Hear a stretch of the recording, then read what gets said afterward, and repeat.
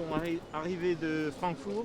Près de 7000 réfugiés ukrainiens sont déjà arrivés sur le sol français selon des chiffres officiels publiés ce jeudi par Paris, qui dit s'attendre à l'arrivée massive dans les prochaines semaines de 50 à 100 000 personnes fuyant la guerre en Ukraine.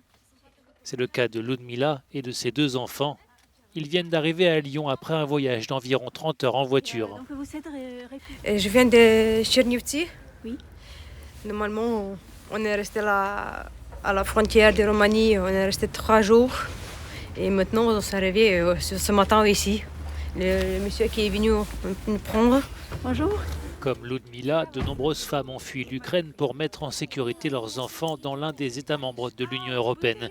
Des familles traumatisées par cette guerre qui a bouleversé leur vie.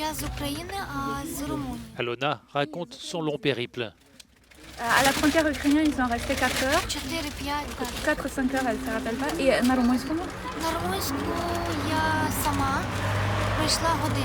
Et à la frontière roumaine, c'est 1 heure.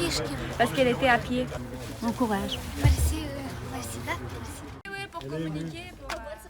Darina coordonne l'aide aux réfugiés ukrainiens arrivant de Roumanie, son pays d'origine. Elle parle non seulement le roumain, mais aussi l'ukrainien, le russe et le français.